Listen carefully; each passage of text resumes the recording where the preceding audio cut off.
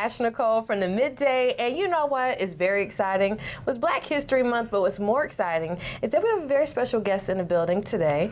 You already know his face. You see him on Channel 9 every morning, but he is also releasing a children's book tomorrow. Hey Greg, how are you? Doing well. First off, I'm doing well. Welcome to Chattanooga. First time we met in person. Yes, thank you. We're Instagram friends, so now it's just great meeting you in person, and it's even better to know that a Black man is writing a children's book, which is not commonly seen a lot of times.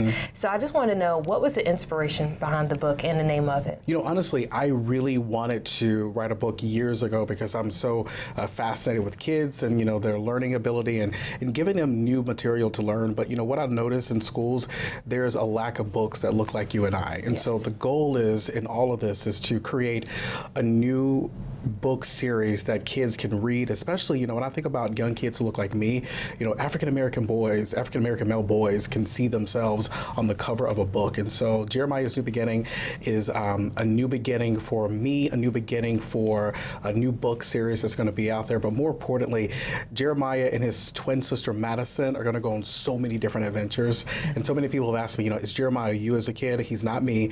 Jeremiah and Madison are actually the names of my kids that I picked out years ago, but since my kids are not here at 37, they're birthed in the form of a book in You're already March. speaking them into existence. Yes. So they're going to be smart, they're going to have adventures. So Jeremiah, where did you decide, you know what, I want this book, but how did you say this is how I want to start the series? I'm going to be honest with you. I literally wanted to do this years ago, but I did not have the time. And so when COVID-19 happened, I had the time to write the book. So I had God allowed all of us time to be at home and do something productive. And so I was able to put this project together.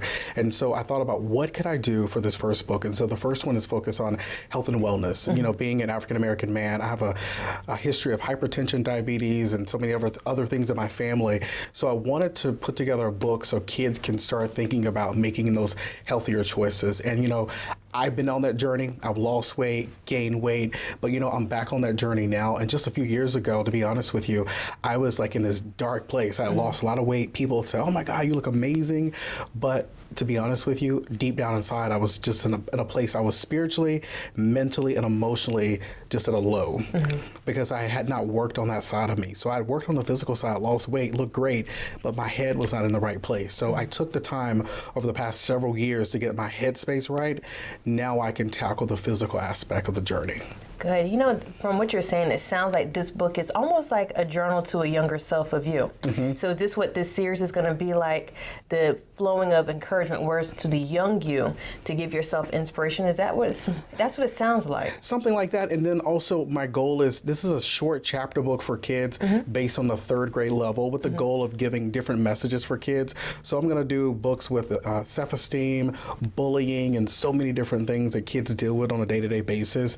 And so the goal is that they learn something by reading the book, but on the flip side, they enjoy reading and pick up more books just beyond my books. So I want them to read all types of books so that kids can really like get into that whole groove of reading, because a lot of kids just don't like to read because they're so connected to, like, back when we were kids, you know, we picked up books, but you know, now they have cell phones and iPads and, you know, PlayStation, so they don't like to read as much. And with the representation of the book that you have, can you talk about the illustration of it? Now, I've already seen some of the colors, you know, and how vibrant it is, but I also have to commend you for not just having the light-skinned little girl or boy, but you gave us different shades of melanin. You know, I'm going to be honest with you. This book, when it comes to the illustrations, Donald Wilson II from South Carolina, he's from Rembert, South Carolina.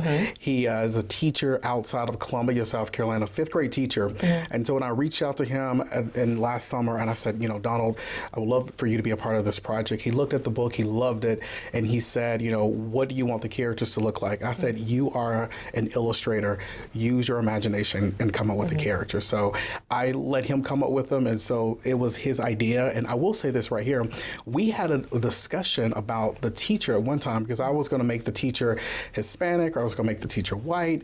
And so he said, I think it's so important that we showcase a Black male teacher in this book. And so we kept Mr. Pearson as an African-American male teacher. That's great, because even when I think about my childhood, I didn't have a black teacher till I got into 3rd grade. So for me, that was very pivotal, because I always had, you know, a white female teacher, but to see someone look like me, who can articulate, who can teach me, but who also can pour into me was something very spectacular, and I loved it, and I remembered it to this day.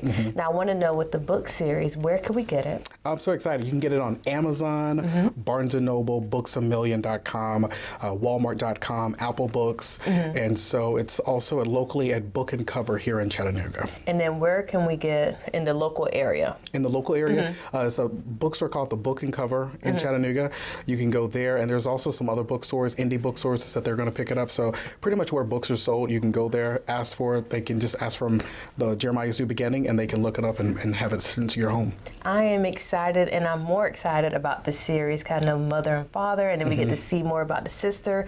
Can you give us maybe like a preview of what we're going to expect from the little sister as Sure. well, too?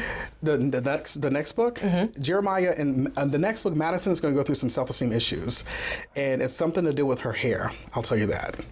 Oh, you know, I'm excited for that Yeah. one, especially as a black woman. Is this appropriate? Can I wear braids? You know, can I wear my afro out in public without anyone? Can I touch your hair? So I'm definitely excited to see that. I will say that it's so good to see that those things have kind of changed recently, because, you know, years ago, as you can imagine, you know, that was not, it wasn't the norm, but now it's the norm.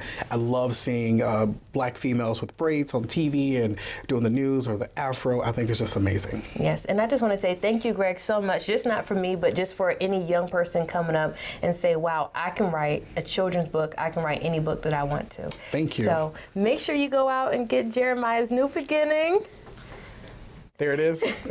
So I'm excited to read it. And Greg, thank you so much for coming in. I can't wait till you come back with the next installment. I'm so excited. I will be ready. Sounds good. And again, if you need some advice on places to go in Chattanooga, let me know. The food will be great. Okay, I'll let you know. All right, thank you.